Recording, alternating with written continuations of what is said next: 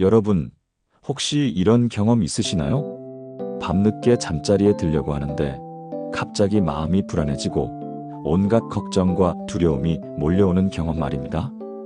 분명히 낮에는 괜찮았는데 어둠이 깔리면서 왠지 모를 압박감이 밀려오고 마음속 깊은 곳에서 혹시 내일 무슨 일이 생기지 않을까? 내가 지금 잘못 살고 있는 건 아닐까 하는 생각들이 꼬리에 꼬리를 물고 이어지는 그런 시간 있으시죠? 아니면 새벽에 일어나서 기도하려고 하는데 갑자기 온몸이 무거워지고 기도할 마음이 사라지는 경험은 어떠신가요? 분명히 어제까지는 은혜가 충만했는데 오늘 아침만 되면 왠지 모르게 하나님이 멀게 느껴지고 성경을 펼쳐도 글자만 보일 뿐 마음에 와 닿지 않는 그런 답답한 말입니다. 혹시 직장에서나 가정에서 스트레스를 받을 때 갑자기 화가 치밀어 오르면서 평소 같으면 하지 않을 말이나 행동을 하게 되는 경험도 있으시죠? 나중에 돌이켜보면 내가 왜 그랬을까? 하고 후회가 되는데 그 순간에는 마치 다른 사람이 된 것처럼 감정을 제어할 수 없었던 그런 경험 말입니다. 또는 예배를 드리러 교회에 갔는데 찬양 시간에도 마음이 뜨거워지지 않고 말씀을 들어도 졸음이 쏟아지거나 딴 생각이 계속 들어와서 집중할 수 없는 그런 답답함은 어떠신가요? 분명히 하나님을 사랑하고 신앙생활을 열심히 하려고 하는데 왜 이렇게 마음이 따라주지 않는지 스스로에게 실망하게 되는 그런 경험들 있으시죠? 여러분, 사실 이런 경험들은 우연이 아닙니다. 성경은 분명히 말씀하고 있습니다. 우리에게는 보이지 않는 영적인 적이 있다고 말입니다. 그 적은 우리가 하나님과 가까워지는 것을 견딜 수 없어하고 우리의 믿음이 강해지는 것을 무서워합니다. 그래서 온갖 방법으로 우리의 마음을 흔들고 우리의 영성을 무너뜨리려고 합니다. 베드로전서 5장 8절에서 사도 베드로는 이렇게 경고합니다. 근신하라 깨어라 너희 대적 마귀가 우는 사자같이 두루다니며 삼킬 자를 찾나니. 여기서 우는 사자같이라는 표현이 얼마나 무서운지 아시나요? 사자가 우는 이유는 먹이를 찾기 위해서입니다. 굶주린 사자가 울부짖으며 먹이를 찾아 헤매는 것처럼 사탄도 우리의 영혼을 삼키기 위해 기회를 노리고 있다는 뜻입니다. 그런데 많은 성도들이 이런 영적 전쟁의 실체를 모르거나 무시하고 살아갑니다. 설마 그런 일이 나에게 일어날까? 하면서 방심하다가 어느새 마음이 메말라지고 신앙이 형식적이 되어버리는 것입니다. 하지만 오늘 여러분께 정말 놀라운 소식을 전하고 싶습니다. 하나님께서는 우리에게 그 어떤 어둠의 세력도 견딜 수 없는 강력한 무기를 주셨다는 것입니다. 그것은 바로 하나님의 말씀입니다. 히브리서 4장 12절에서 이렇게 말씀합니다. 하나님의 말씀은 살아있고 활력이 있어 좌우의 날선 어떤 것보다도 예리하여. 하나님의 말씀은 단순한 글자가 아닙니다. 살아있는 검과 같아서 어둠의 세력을 베어버리는 놀라운 능력이 있습니다. 그런데 그 중에서도 특별히 사탄이 듣기만 해도 견딜 수 없어서 도망가 버리는 거의 아무도 그 깊은 의미를 모르는 놀라운 구절이 있습니다. 그 구절이 바로 야고보서 4장 7절입니다. 그런즉 너희는 하나님께 복종하라 마귀를 대적하라 그리하면 너희를 피하여 가리라. 여러분, 이 말씀이 얼마나 놀라운 약속인지 아시나요? 이 구절이 기록될 당시 초대교회 성도들은 극심한 핍박과 고난 가운데 있었습니다. 로마 황제 네로는 그리스도인들을 잡아가두고 고문하고 죽였습니다. 어떤 성도들은 사자 우리에 던져져 찢겨 죽었고 어떤 성도들은 십자가에 못 박혀 죽었으며 어떤 성도들은 화형당해 죽었습니다. 그들은 언제 체포될지 언제 목숨을 잃을지 모르는 극도의 두려움 속에서 살았습니다. 가족들과 헤어져야 했고 재산을 몰수당했으며 사회에서 완전히 격리되어 살아야 했습니다. 그들에게는 오늘 우리가 누리는 종교의 자유도 안전한 교회 건물도 편안한 예배당도 없었습니다. 바로 그런 절망적인 상황에서 야고보는 이 놀라운 말씀을 선포한 것입니다. 하나님께 복종하고 마귀를 대적하면 그 어떤 어둠의 세력도 우리를 피해 간다는 것입니다. 그런데 여기서 복종하라는 말의 원래 의미는 질서 있게 정렬하다, 순서대로 서다라는 뜻입니다. 헬라어로 휘포타소라는 단어인데 이는 군대 용어에서 나온 말입니다. 마치 군대에서 지휘관의 명령에 따라 질서정연하게 대열을 맞추는 것처럼 우리의 마음과 생각과 의지와 감정을 하나님의 뜻에 완전히 맞추라는 의미입니다. 이는 단순히 외적인 순종이 아니라 내적인 완전한 항복을 의미합니다. 우리의 자아가 죽고 하나님의 뜻만이 살아나는 상태를 말하는 것입니다. 그리고 대적하라는 말은 단순히 저항한다는 뜻이 아니라 맞서서 견고히 서다라는 의미입니다. 헬라어로 안티스템이라는 단어인데 이는 앞에 서서 막아내다, 든든히 버텨내다라는 뜻입니다. 즉 하나님의 말씀과 권위 위에 든든히 서서 어떤 공격이 와도 흔들리지 않는다는 뜻입니다. 마치 거대한 바위처럼 서서 파도가 아무리 세게 쳐도 꿈쩍하지 않는 것과 같습니다. 그런데 정말 놀라운 일이 일어났습니다. 지난주에 만났던 김 집사님의 이야기입니다. 70세가 되신 분인데 최근에 건강검진을 받으시고 나서 밤마다 잠을 이루지 못하셨다고 합니다. 검사 결과가 나올 때까지 2주를 기다려야 하는데 그 2주 동안 온갖 안 좋은 생각들이 머릿속을 맴돌았다고 하시더라고요. 혹시 암이 아닐까? 가족들에게 짐이 되는 건 아닐까? 앞으로 얼마나 더 살 수 있을까? 하는 생각들이 밤낮으로 괴롭혔다고 합니다. 그래서 식욕도 떨어지고 무엇을 해도 집중이 안 되고 기도를 하려고 해도 마음이 산란해서 제대로 할 수가 없었다고 하시더라고요. 특히 밤에 잠자리에 들면 더욱 심해져서 새벽 3, 4시까지 뒤척이며 잠 못 이루는 날이 계속되었다고 합니다.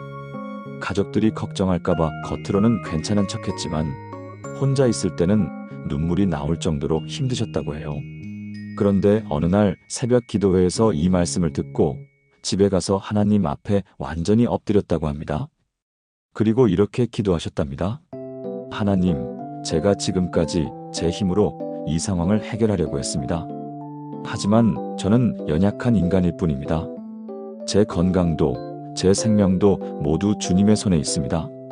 주님께서 허락하신 날까지 건강하게 살고 주님께서 부르시면 기쁘게 가겠습니다. 이제 두려워하지 않겠습니다. 주님의 뜻에 완전히 순종하겠습니다.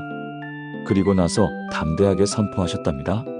사탄아, 너는 내게서 떠나가라. 나는 하나님의 자녀다. 예수님의 보혈로 구원받은 하나님의 백성이다.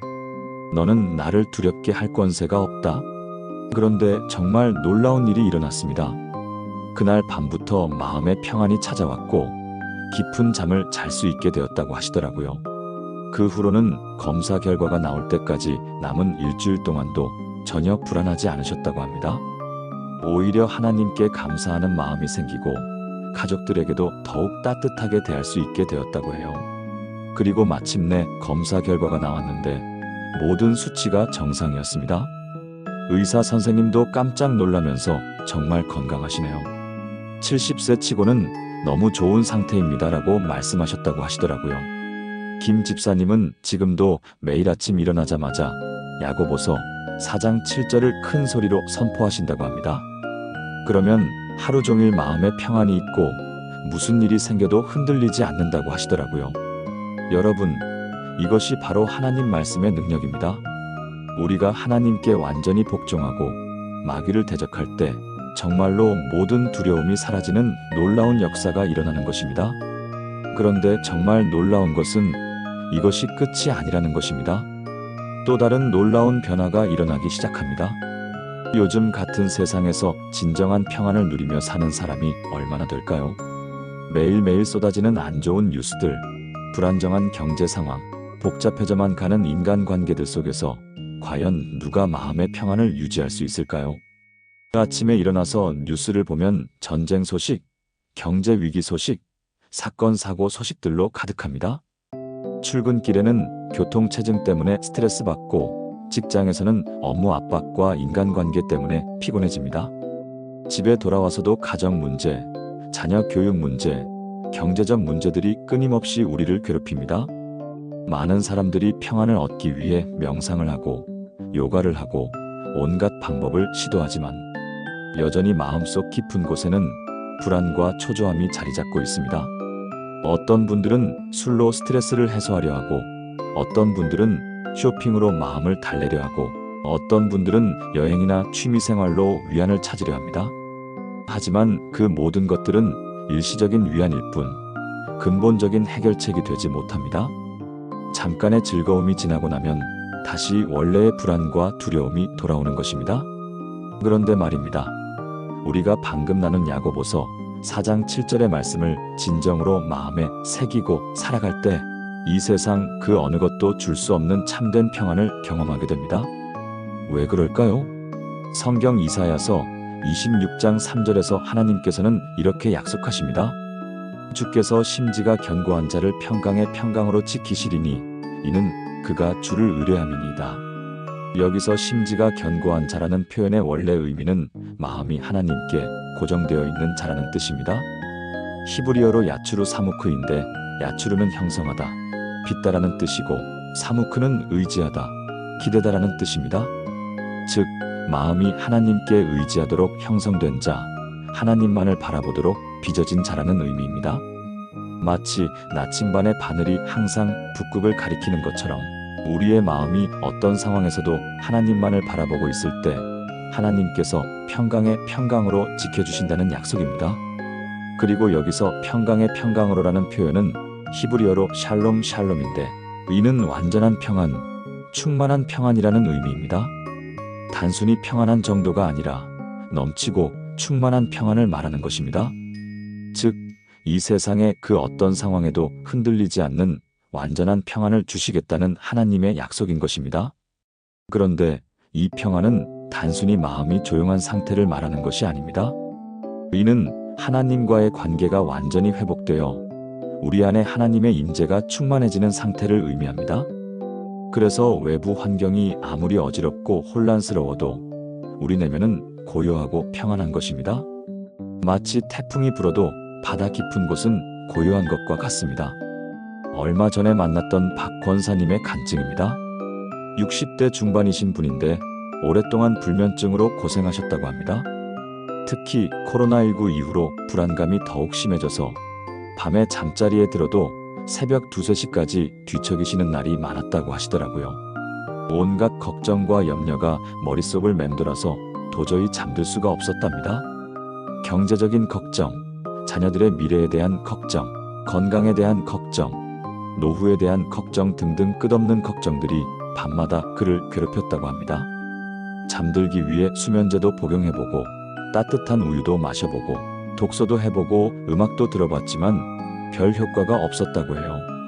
낮에는 잠 못 잔 피로 때문에 몸이 무겁고 집중력도 떨어져서 일상생활이 힘들었다고 합니다. 가족들에게는 괜찮다고 말씀하셨지만 혼자 있을 때는 이런 상태로 언제까지 살아야 하나 하는 생각에 우울하기까지 하셨다고 하시더라고요. 그런데 어느 날 목요 기도회에서 이 말씀을 듣고 그날 밤부터 실천해 보기로 하셨다고 합니다. 잠자리에 눕기 전에 먼저 하나님께 하루 동안 쌓인 모든 걱정과 염려를 토해놓고 야고보서 4장 7절과 이사야서 26장 3절을 반복해서 외우며 기도하셨다고 해요. 하나님께 복종하라, 마귀를 대적하라, 그리하면 너희를 피하여 가리라. 주께서 심지가 견고한 자를 평강의 평강으로 지키시리니. 그리고 이렇게 고백하셨답니다. 하나님, 제 마음을 주님께만 고정시킵니다. 주님 외에는 그 어느 것도 의지하지 않겠습니다. 모든 걱정과 염려를 주님께 맡깁니다. 제가 염려한다고 해서 무엇이 해결되겠습니까? 주님께서 모든 것을 합력하여 선을 이루어 주실 것을 믿습니다. 그리고 모든 불안과 걱정을 예수님의 이름으로 물리치며 선포하셨다고 합니다. 사탄아, 너는 내 마음에서 떠나가라. 나는 하나님의 자녀이고 하나님께서 나의 모든 필요를 채워주실 것이다. 그런데 정말 놀라운 일이 일어났습니다. 처음에는 여전히 여러 생각들이 머릿속을 맴돌았지만 계속해서 말씀을 반복하고 기도하니까 점점 마음이 고요해지기 시작했다고 합니다. 그리고 어느새 깊은 잠에 빠져들었다고 해요. 처음에는 반신반의했지만 계속 실천하니까 효과가 나타나기 시작했습니다. 일주일쯤 지나니까 거의 매일 깊은 잠을 잘 수 있게 되었고 한 달 후에는 완전히 불면증에서 해방되었다고 하시더라고요. 무엇보다 놀라운 것은 이전에는 작은 일에도 쉽게 불안해하고 걱정했는데 이제는 웬만한 일로는 마음이 흔들리지 않는다고 하십니다. 어려운 일이 생겨도 하나님께서 해결해 주실 것이다라는 확신이 있어서 마음에 평안이 있다고 해요. 지금은 주변 사람들이 권사님은 어떻게 항상 그렇게 평안해 보이세요? 라고 물어볼 정도로 변화되셨다고 합니다. 박 권사님께서 말씀하시기를 진짜 평안은 환경이 좋아서 오는 것이 아니라 하나님과의 관계가 바로 서야 오는 것을 깨달았다고 하시더라고요. 그런데 말입니다. 여기서 더욱 놀라운 일이 일어나기 시작했습니다. 혹시 기도할 때 이런 경험 해보신 적 있으신가요? 무릎을 꿇고 기도를 시작하는데 마음이 산만해져서 집중이 안 되고 뭔가 막힌 것 같아서 기도가 나아가지 않는 경험 말입니다. 분명히 간절한 마음으로 기도를 시작했는데 몇 분 지나지 않아 다른 생각들이 머릿속에 들어와서 기도가 흐트러지고 결국 형식적인 기도로 끝나버리는 그런 답답함 있으시죠? 오늘 할 일이 뭐가 있지? 아까 그 사람이 한 말이 무슨 뜻이었을까? 내일 날씨는 어떨까? 하는 온갖 잡념들이 기도 시간에 들어와서 방해하는 경험 말입니다. 아니면 기도를 해도 하나님께서 들으시는 것 같지 않고 마치 천장에 대고 혼잣말하는 것 같은 느낌이 드는 경험은 어떠신가요? 간절히 기도했는데 응답이 오지 않아서 내 기도가 잘못된 건 아닐까? 하나님께서 나를 외면하시는 건 아닐까? 하는 의심이 들 때도 있으시죠? 또는 새벽 기도회에 나가서 기도하는데 졸음이 쏟아져서 깨어있기 힘들거나 기도 제목은 많은데 어디서부터 어떻게 기도해야 할지 막막한 경험도 있으실 것입니다. 사실 이런 경험들은 많은 성도들이 공통적으로 겪는 영적인 문제입니다. 그런데 그 근본 원인이 무엇인지 아시나요? 성경 에베소서 6장 12절에서 사도 바울은 이렇게 말씀합니다. 우리의 씨름은 혈과 육을 상대하는 것이 아니요 통치자들과 권세들과 이 어둠의 세상 주관자들과 하늘에 있는 악의 영들을 상대함이라. 즉 우리가 기도할 때 방해하는 것은 단순히 우리의 마음이 약해서가 아니라 실제로 어둠의 영적 세력들이 우리의 기도를 방해하고 있다는 것입니다. 사탄은 우리가 하나님과 교통하는 것을 가장 두려워합니다. 왜냐하면 기도를 통해 하나님의 능력이 우리 삶에 나타나고 하나님의 뜻이 이 땅에 이루어지기 때문입니다. 그래서 온갖 방법으로 우리의 기도를 방해하려고 합니다. 마음을 산만하게 만들고 의심을 주입하고 피곤하게 만들어서 기도를 포기하게 만드는 것입니다. 때로는 육체적인 질병을 통해 기도할 힘을 빼앗아 가기도 하고 때로는 환경적인 어려움을 통해 기도할 여유를 없애버리기도 합니다. 때로는 다른 사람들의 입을 통해 기도의 무용론을 속삭이게 하기도 하고 때로는 과거의 상처나 죄책감을 통해 하나님 앞에 나아갈 확신을 빼앗아 가기도 합니다. 그런데 우리가 야고보서 4장 7절의 말씀을 붙잡고 기도할 때 모든 방해 세력들이 물러가고 놀라운 기도의 능력이 회복됩니다. 이 말씀이 기록된 당시 상황을 보면 더욱 명확해집니다. 초대교회 성도들은 극심한 핍박 가운데서도 기도를 멈추지 않았습니다. 그들은 숨어서 기도하고 목숨을 걸고 기도했습니다. 지하 무덤인 카타콤에서 모여서 기도하고 집집마다 돌아가며 기도하고 감옥에서도 기도하고 심지어 형장으로 끌려가면서도 기도했습니다. 그런 상황에서 야고보가 이 말씀을 통해 전하고자 한 것은 우리가 하나님께 완전히 복종하고 마귀를 대적할 때 그 어떤 방해도 우리의 기도를 막을 수 없다는 확신이었습니다. 여기서 복종하라는 말씀의 의미를 기도의 관점에서 살펴보면 우리의 의지와 욕심을 완전히 내려놓고 하나님의 뜻만을 구하는 것을 의미합니다. 내 뜻대로 마옵시고 아버지의 뜻대로 하옵소서라고 하신 예수님의 겟세마네 기도가 바로 이런 복종의 기도입니다.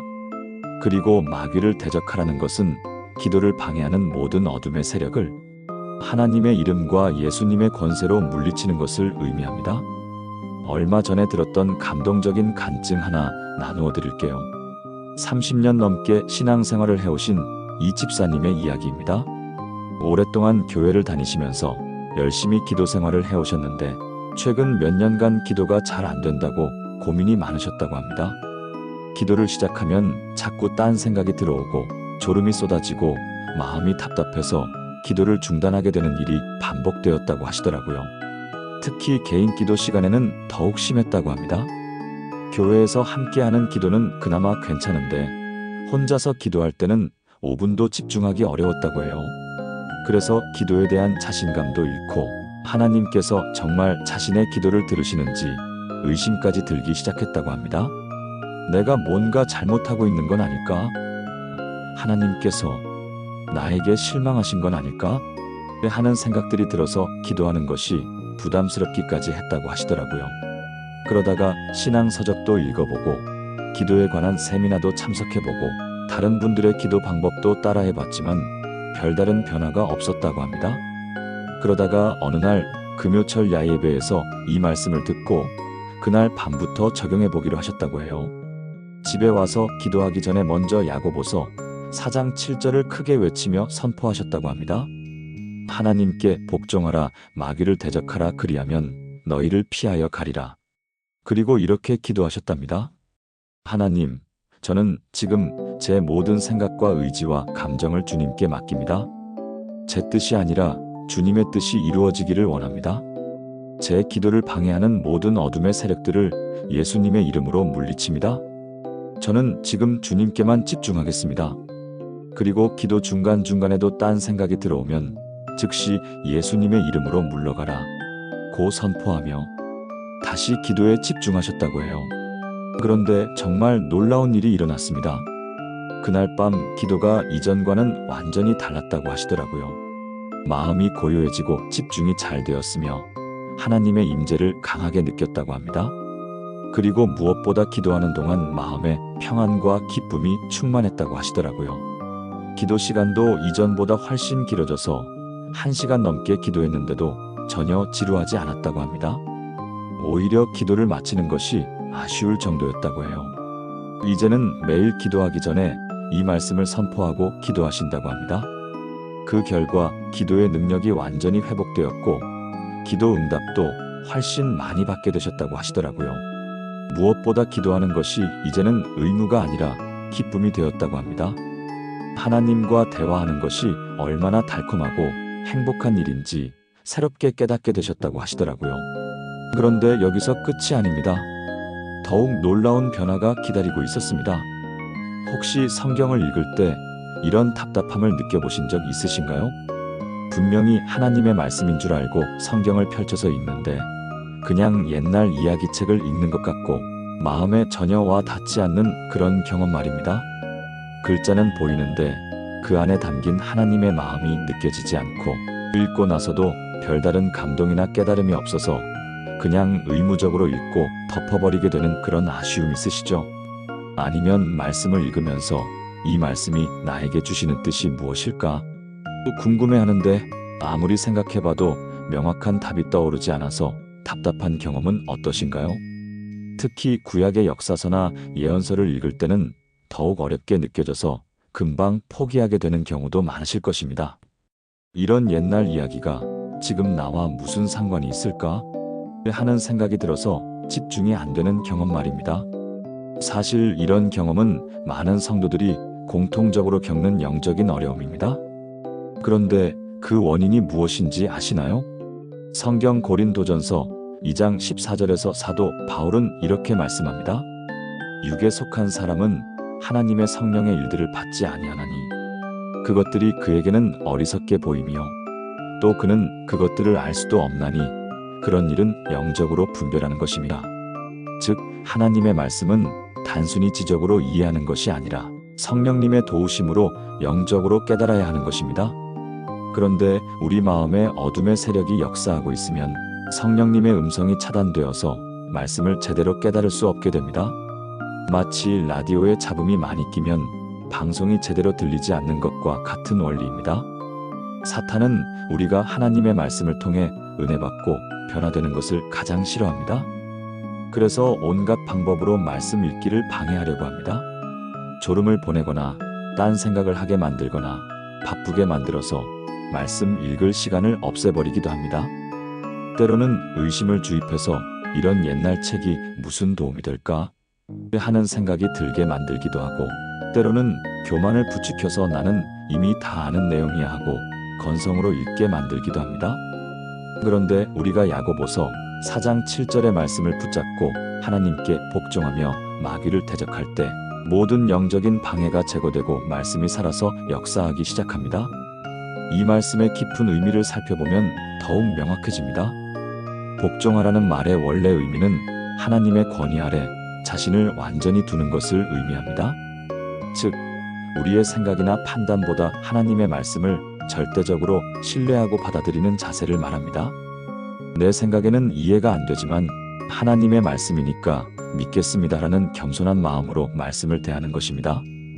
그리고 마귀를 대적하라는 것은 말씀을 깨닫지 못하게 방해하는 모든 어둠의 세력을 물리치는 것을 의미합니다.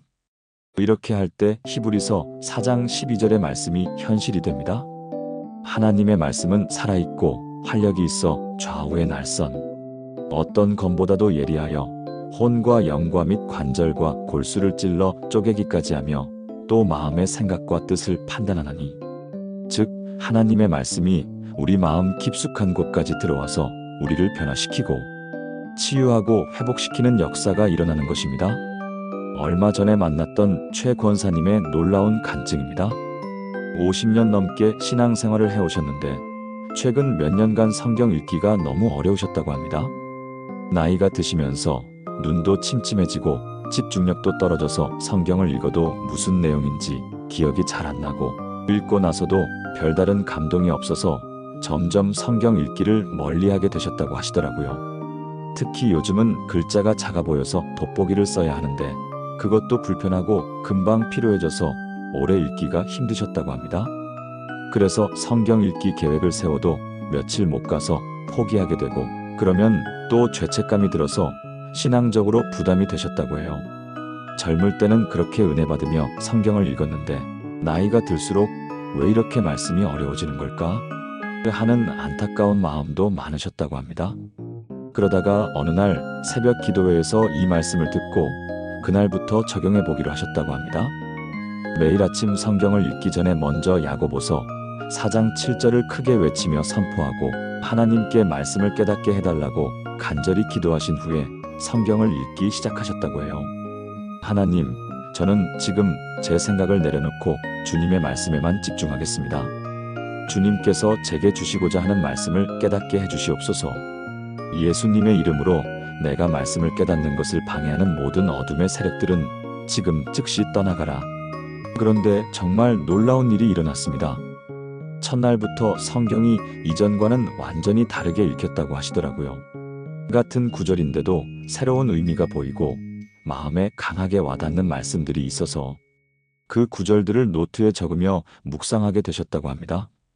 특히 어떤 날은 한 구절을 읽는데 눈물이 날 정도로 하나님의 사랑이 느껴져서 한참 동안 그 말씀 앞에서 기도하게 되셨다고 하시더라고요. 그리고 신기한 것은 눈의 피로도 덜해졌다는 것입니다. 이전에는 30분만 읽어도 눈이 아프고 머리가 무거웠는데 이제는 1시간씩 읽어도 전혀 피곤하지 않다고 해요. 일주일쯤 지나니까 매일매일 하나님께서 주시는 말씀이 달라서 하루도 빠뜨리지 않고 성경 읽는 것이 기다려지게 되셨다고 합니다. 무엇보다 놀라운 것은 성경에서 읽은 말씀들이 실제 생활에서 그대로 체험되는 일들이 계속 일어났다는 것입니다. 어려운 일이 생겼을 때 그날 아침에 읽었던 말씀이 정확한 답이 되어주고 누군가를 위로해야 할 때 며칠 전에 은혜 받았던 말씀이 떠올라서 그 말씀으로 위로할 수 있게 되셨다고 하시더라고요. 또 어떤 때는 앞으로 일어날 일에 대한 하나님의 인도하심을 미리 말씀을 통해 알려주시기도 하셨다고 합니다. 지금은 성경 읽기가 하루 중 가장 기다려지는 시간이 되었고 하나님과 대화하는 달콤한 시간이 되었다고 고백하십니다. 최 권사님께서 말씀하시기를 나이가 들수록 말씀이 더 깊이 와닿는 것 같다. 젊을 때는 머리로만 읽었는데 이제는 마음으로 읽게 된다고 하시더라고요.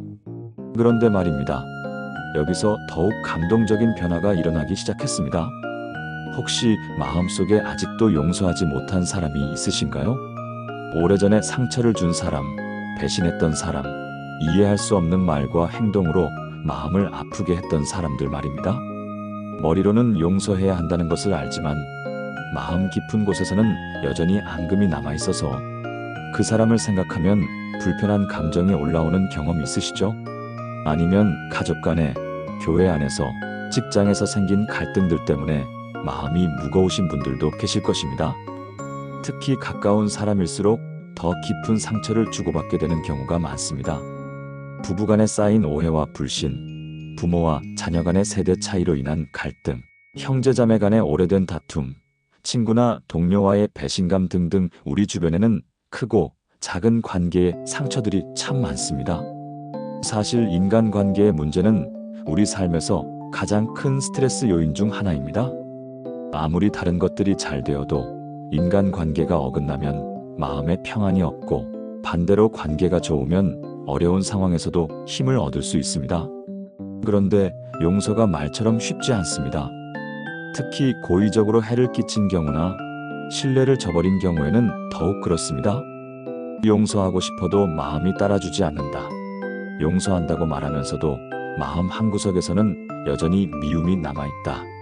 겉으로는 괜찮은 척하지만 속으로는 아직도 화가 난다 하는 것이 우리의 솔직한 마음일 것입니다. 그런데 말입니다. 우리가 야고보서 4장 7절의 말씀을 진정으로 붙잡고 살아갈 때 놀라운 관계 회복의 기적들이 일어나기 시작합니다. 마태복음 6장 14절에서 예수님께서는 이렇게 말씀하십니다. 너희가 사람의 과실을 용서하면 너희 하늘 아버지께서도 너희 과실을 용서하시려니와. 그리고 에베소서 4장 32절에서는 이렇게 말씀합니다.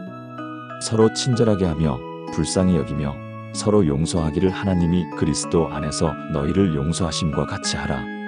즉 하나님께서는 우리가 다른 사람을 용서하는 것을 매우 중요하게 여기시고, 우리가 용서할 때 하나님께서도 우리를 용서해 주신다고 약속하십니다. 그런데 문제는 우리의 힘으로는 용서가 너무 어렵다는 것입니다. 특히 깊은 상처를 받았을 때는 용서하고 싶어도 마음이 따라주지 않습니다. 바로 이때 야고보서 4장 7절의 말씀이 놀라운 능력을 발휘합니다. 우리가 하나님께 완전히 복종한다는 것은 하나님의 뜻에 우리의 감정과 의지를 맞추는 것을 의미합니다. 하나님께서는 우리가 용서하기를 원하시므로 우리도 하나님의 뜻에 순종해서 용서하기로 결단하는 것입니다. 그리고 마귀를 대적한다는 것은 용서를 방해하는 모든 부정적인 감정들, 즉 분노, 원망, 미움, 복수심 등을 하나님의 이름으로 물리치는 것을 의미합니다. 이렇게 할 때 성령님께서 우리 마음에 역사하셔서 진정한 용서의 마음을 주시고 관계 회복의 기적을 이루어 주십니다. 몇 년 전에 들었던 정말 감동적인 간증 하나 나누어 드릴게요.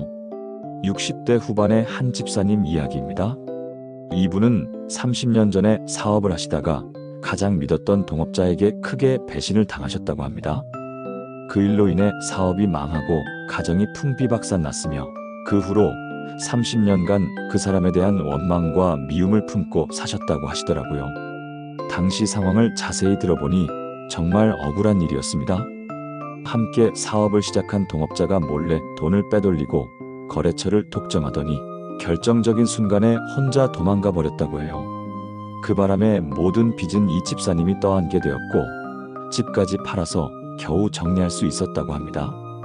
그 과정에서 아내와도 갈등이 생겼고 자녀들도 상처를 받았으며 몇 년간 정말 힘든 시간을 보내셨다고 해요.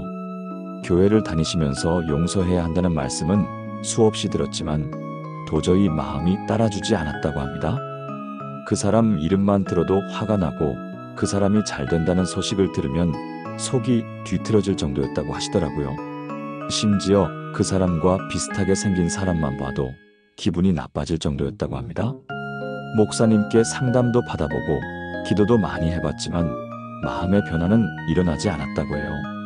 오히려 시간이 갈수록 그 미움이 더 깊어져서 나중에는 자신이 이런 마음을 품고 있는 것 자체가 부끄럽기까지 하셨다고 합니다. 그런데 작년 말 부흥회에서 이 말씀을 듣고 정말 마지막으로 한 번만 도전해보기로 하셨다고 합니다. 집에 와서 그날 밤부터 매일 그 동업자를 위해 기도하기 시작하셨답니다. 처음에는 정말 어려웠다고 해요. 기도하려고 하면 화가 나고 그 사람의 얼굴이 떠오르면 분노가 치밀어 올랐다고 합니다. 몇 번은 기도를 포기하고 싶기도 했다고 해요. 하지만 야고보서 4장 7절을 붙잡고 계속 기도하셨답니다. 하나님, 저는 제 힘으로는 이 사람을 용서할 수 없습니다. 하지만 주님께서 용서하라고 하시니 순종하겠습니다. 저는 주님께 복종합니다. 제 마음의 모든 분노와 원망과 미움을 예수님의 이름으로 물리칩니다. 그리고 억지로라도 그 사람을 위해 축복 기도를 드렸다고 합니다. 하나님, 그 사람도 건강하게 하시고 평안하게 해주시옵소서. 그 사람의 가정도 축복해 주시고 사업도 형통하게 해주시옵소서. 처음에는 입으로만 하는 기도였지만 1주일, 2주일 계속하다 보니까 조금씩 마음에 변화가 생기기 시작했다고 하시더라고요. 그리고 한 달 정도 지나니까 정말 놀라운 일이 일어났습니다. 그 동업자 생각이 나도 더 이상 화가 나지 않고 오히려 불쌍한 마음이 들기 시작했다고 해요. 그 사람도 그때 얼마나 절박했길래 그런 일을 했을까? 지금 그 사람도 후회하고 있을지도 모른다 하는 생각이 들었다고 합니다. 그리고 2달째 되던 어느 날 기도하다가 갑자기 눈물이 터져 나왔다고 합니다. 그때 하나님께서 마음에 말씀해 주셨다고 하시더라고요. 너가 그를 용서한 것처럼 나도 너의 모든 죄를 용서하였다. 너가 그에게 받은 상처보다 너가 나에게 준 상처가 훨씬 크지 않느냐? 그런데도 나는 너를 용서하고 사랑한다. 그 순간 30년간 마음에 쌓였던 모든 원망과 분노가 완전히 사라지고 진정한 자유함을 경험하게 되셨다고 합니다. 그리고 몇 개월 후에는 그 동업자와 우연히 만나게 되었는데 자연스럽게 대화를 나누고 서로 과거 일에 대해 용서를 구하고 용서해주는 놀라운 일이 일어났다고 하시더라고요. 그 동업자도 30년간 죄책감에 시달렸다고 하면서 기회가 되면 사과하고 싶었다고 말했다고 해요. 지금은 30년 만에 다시 좋은 관계를 회복하고 함께 교회도 다니고 계신다고 합니다. 그 집사님께서 말씀하시기를 용서는 상대방을 위한 것이 아니라 나 자신을 위한 것이었다. 미움을 품고 있으면 결국 자신만 괴로워진다는 것을 깨달았다고 하시더라고요. 그런데 여러분, 정말 놀라운 것은 여기서 끝이 아니라는 것입니다. 또 다른 차원의 축복이 기다리고 있었습니다. 혹시 경제적인 어려움 때문에 고민이 많으신가요? 요즘 같은 어려운 경제 상황에서 생활비 걱정, 자녀 교육비 걱정, 의료비 걱정, 노후 준비 걱정 등으로 마음이 무거우신 분들이 많으실 것입니다. 아무리 열심히 일해도 나아지지 않는 경제 상황 때문에 답답하고 때로는 하나님께서 정말 우리의 필요를 채워주시는지 의심이 들 때도 있으시죠?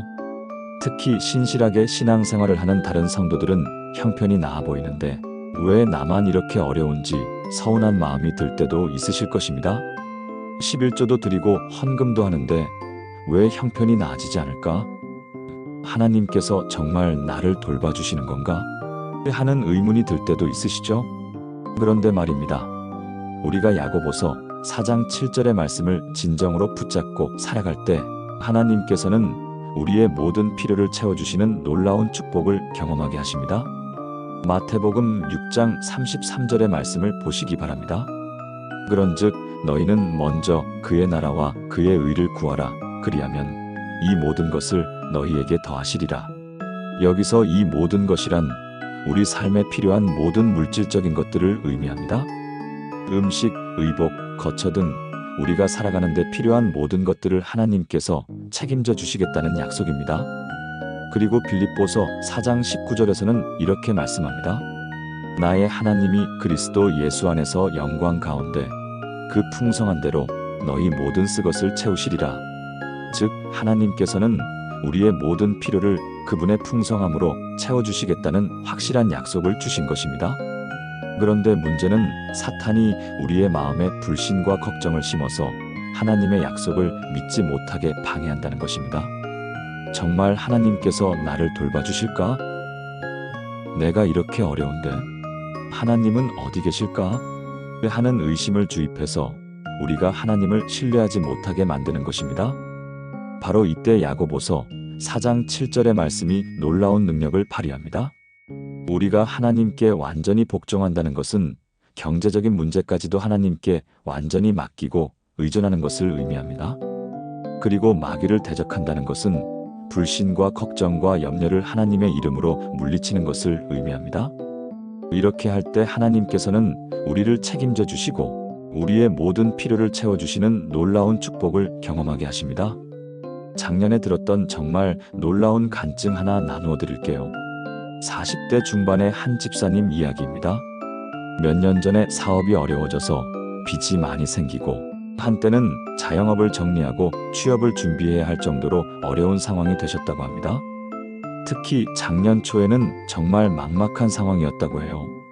매달 나가는 돈은 많은데 들어오는 돈은 적어서 이대로 가면 사업을 접어야 할 상황이었다고 하시더라고요.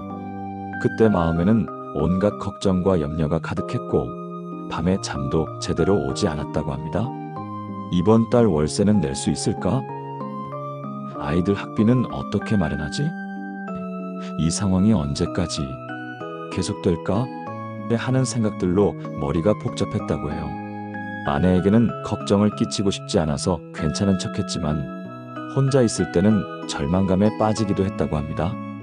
그러다가 어느 날 새벽 기도회에서 이 말씀을 듣고 그날부터 적용해 보기로 하셨다고 해요.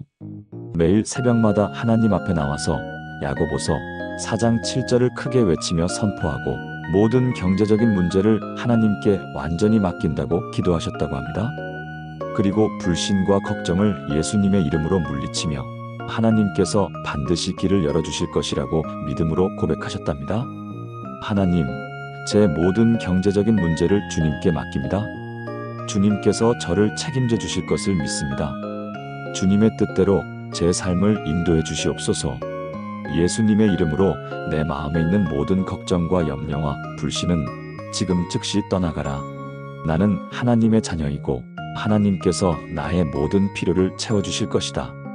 그런데 정말 놀라운 일들이 일어나기 시작했습니다. 먼저 한 달 정도 지나니까 마음의 평안이 찾아왔고 사업에 대한 새로운 아이디어들이 떠오르기 시작했다고 해요. 그리고 그 아이디어들을 하나씩 실행해 나가니까 조금씩 매출이 늘기 시작했다고 합니다. 무엇보다 놀라운 것은 예상치 못한 곳에서 도움이 오기 시작했다는 것입니다. 오랫동안 연락이 없던 대학 동기로부터 새로운 사업 제안이 왔고 그동안 받지 못했던 외상값들이 하나씩 들어오기 시작했다고 하시더라고요. 또 새로운 거래처도 생기고 기존 거래처에서도 주문량이 늘어났다고 합니다. 그리고 반년 정도 지나니까 완전히 상황이 역전되어서 이전보다 훨씬 안정적인 사업 기반을 갖게 되셨다고 합니다. 지금은 빚도 거의 다 갚고 오히려 여유가 생겨서 선교 헌금도 늘리고 어려운 이웃들을 도울 수 있게 되셨다고 하시더라고요. 그 집사님께서 말씀하시기를 경제적인 축복은 단순히 돈이 많이 생기는 것이 아니라 하나님을 신뢰하게 되는 것이었다. 하나님께서 책임져 주신다는 확신이 생기니까 마음에 평안이 있고 그러니까 지혜도 생기고 기회도 보이게 되었다고 하시더라고요. 그런데 마지막으로 가장 놀라운 변화가 기다리고 있었습니다. 신앙생활을 하시면서 가장 갈망하는 것이 무엇인가요? 아마도 많은 분들이 하나님을 더 가까이 느끼고 싶어 하실 것입니다. 예배 드릴 때나 기도할 때 하나님의 임재를 생생하게 경험하고 싶고 일상생활 속에서도 하나님과 동행하는 기쁨을 누리고 싶어 하실 것입니다. 그런데 때로는 하나님이 멀게 느껴지고 기도해도 응답이 없는 것 같고 예배를 드려도 형식적이 되어버리는 그런 영적인 메마름을 경험하실 때가 있으시죠? 특히 시험과 어려움이 닥칠 때는 하나님께서 정말 나와 함께 계시는가? 하는 의심이 들 때도 있으실 것입니다. 오랫동안 신앙생활을 해왔는데도 영적으로 성장하지 못하는 것 같아서 답답할 때도 있고 다른 사람들의 은혜로운 간증을 들으면 부러우면서도 위축되는 마음이 들 때도 있으실 것입니다. 그런데 말입니다. 우리가 야고보서 4장 7절의 말씀을 진정으로 붙잡고 살아갈 때 하나님의 임재가 우리 삶에 충만해지는 놀라운 영광을 경험하게 됩니다. 성경 야고보서 4장 8절에서는 7절에 이어서 이렇게 말씀합니다. 하나님을 가까이 하라 그리하면 너희를 가까이 하시리라. 즉 우리가 하나님께 가까이 나아갈 때 하나님께서도 우리에게 가까이 오신다는 놀라운 약속입니다. 그리고 이사야서 55장 6절에서는 이렇게 말씀합니다. 너희는 여호와를 만날 만한 때에 찾으라. 가까이 계실 때에 그를 부르라. 하나님께서는 우리가 찾을 때 만나주시고 부를 때 응답해 주시겠다는 확실한 약속을 주신 것입니다. 그런데 문제는 우리와 하나님 사이에 죄와 어둠이 가로막고 있어서 하나님의 임재를 방해한다는 것입니다. 사탄은 우리가 하나님과 가까워지는 것을 가장 두려워하기 때문에 온갖 방법으로 우리의 마음을 하나님으로부터 멀어지게 만들려고 합니다. 바로 이때 야고보서 4장 7절의 말씀이 가장 강력한 무기가 됩니다. 우리가 하나님께 완전히 복종한다는 것은 우리의 전 존재를 하나님께 드리고 하나님만을 우리 삶의 주인으로 모시는 것을 의미합니다. 그리고 마귀를 대적한다는 것은 하나님과의 교제를 방해하는 모든 어둠의 세력을 완전히 물리치는 것을 의미합니다. 이렇게 할 때 더 이상 우리와 하나님 사이를 가로막는 것이 없어지고 하나님의 임재가 우리 삶에 충만해지는 놀라운 역사가 일어납니다. 몇 개월 전에 들었던 정말 은혜로운 간증 하나 나누어 드릴게요. 50대 초반의 한 권사님 이야기입니다. 20년 넘게 신앙생활을 해오셨는데 최근 몇 년간 영적으로 많이 메말라 있는 상태였다고 합니다. 교회는 빠지지 않고 나가고 봉사도 열심히 하고 헌금도 드리지만 마음 깊은 곳에서는 기쁨이 없고 하나님이 멀게 느껴졌다고 하시더라고요. 특히 기도할 때 하나님께서 정말 들으시는지 확신이 서지 않고 예배드릴 때도 별다른 감동이 없어서 점점 신앙이 형식적이 되어가는 것 같아 고민이 많으셨다고 합니다. 처음 신앙생활을 시작했을 때의 그 뜨거운 마음은 어디 갔는지 이제는 습관적으로 교회만 다니는 것 같아서 스스로에게 실망하기도 하셨다고 해요. 그러다가 어느 날 금요철 야예배에서 이 말씀을 듣고 정말 마지막으로 한 번만 도전해 보기로 하셨다고 해요. 그날부터 매일 새벽 5시에 일어나서 1시간씩 하나님과의 개인적인 만남의 시간을 갖기 시작하셨답니다. 처음 15분은 야고보서 4장 7절을 반복해서 선포하며 마음을 정리하고 다음 15분은 찬양하며 하나님을 예배하고 그 다음 15분은 성경을 읽으며 묵상하고 마지막 15분은 기도하는 시간으로 정하셨다고 합니다. 처음에는 별다른 변화가 없었다고 해요. 여전히 마음이 산만하고 하나님의 임재도 크게 느껴지지 않았다고 합니다. 하지만 포기하지 않고 계속 이 시간을 지켰다고 하시더라고요. 그런데 일주일 정도 지나니까 조금씩 변화가 생기기 시작했습니다. 말씀을 읽을 때 이전보다 더 깊이 와닿고 기도할 때 마음에 평안이 찾아왔다고 해요. 그리고 한 달 정도 지나니까 정말 놀라운 변화가 일어났습니다. 어느 날 새벽 기도 시간에 갑자기 하나님의 임재가 강하게 임했다고 하시더라고요. 마치 하나님께서 바로 곁에 계신 것 같은 느낌이 들면서 눈물이 터져 나오고 감사와 기쁨이 마음에 충만했다고 합니다. 그리고 그날부터 매일매일 하나님과의 만남이 생생하고 실제적이 되었다고 하시더라고요. 성경을 읽으면 하나님께서 직접 말씀해 주시는 것 같고 기도하면 하나님께서 응답해 주시는 확신이 있고 찬양할 때는 하나님의 기쁨이 마음에 넘쳐 흘렀다고 합니다. 무엇보다 놀라운 것은 이런 하나님과의 깊은 교제가 일상생활에도 그대로 이어졌다는 것입니다. 하루 종일 하나님의 임재를 느끼며 살게 되고 어떤 일을 할 때도 하나님께서 함께 하신다는 확신이 있어서 담대하고 기쁘게 살 수 있게 되셨다고 하시더라고요. 지금은 매일이 하나님과의 동행으로 가득 찬 축복의 날들이라고 고백하십니다.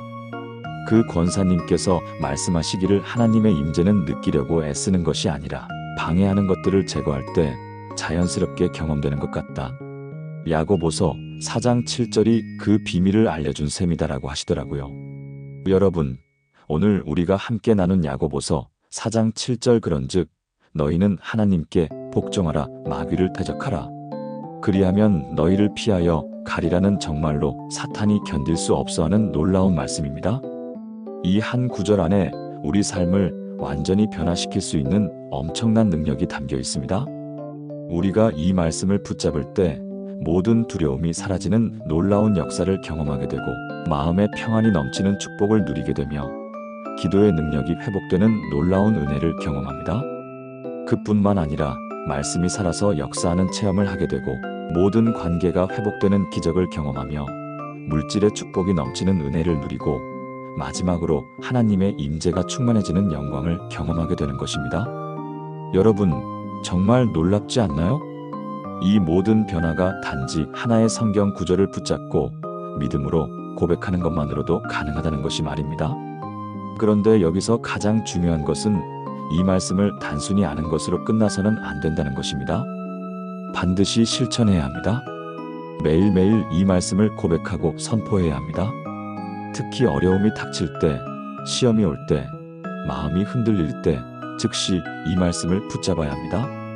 아침에 일어나자마자 이 말씀을 선포하고 밤에 잠들기 전에도 이 말씀을 고백해야 합니다. 일터에서 스트레스를 받을 때도, 가정에서 갈등이 생길 때도, 교회에서 어려운 일이 있을 때도 이 말씀을 기억하고 선포해야 합니다. 그런즉 너희는 하나님께 복종하라, 마귀를 대적하라, 그리하면 너희를 피하여 가리라. 이 말씀을 마음 깊이 새기시고 입술로 고백하시고 믿음으로 선포하시기 바랍니다. 그럴 때 사탄은 견딜 수 없어서 도망가 버릴 것이고 여러분의 삶에는 하나님의 놀라운 역사가 계속해서 일어날 것입니다. 혹시 오늘 이 말씀을 듣고 마음의 은혜를 받으셨다면 댓글로 아멘이라고 남겨주시기 바랍니다. 그리고 이 은혜로운 말씀이 더 많은 분들에게 전해질 수 있도록 좋아요도 꼭 눌러주시기 바랍니다. 또한 주변에 어려움을 겪고 계신 분들이 있으시다면 이 영상을 꼭 나누어 주시기 바랍니다. 하나님의 말씀은 듣는 자마다 축복을 받고 변화를 경험하게 하시기 때문입니다. 마지막으로 여러분 모두에게 하나님의 풍성한 축복이 임하시기를 축복합니다. 야고보서 4장 7절의 말씀이 여러분의 삶 가운데 실제가 되어서 하나님께 복종하는 복된 삶을 살아가시고 마귀를 대적하는 담대한 믿음을 가지시며 모든 어둠의 세력들이 여러분을 피하여 가는 놀라운 승리의 삶을 살아가시기를 주님의 이름으로 축복합니다. 하나님의 은혜가 여러분과 여러분의 가정에 충만하시고 하나님의 평강이 여러분의 마음에 넘치시며 하나님의 임재가 여러분의 삶에 항상 함께 하시기를 축복합니다. 오늘도 하나님의 말씀과 함께 승리하는 하루 되시기 바랍니다. 하나님께서 여러분을 사랑하십니다. 아멘.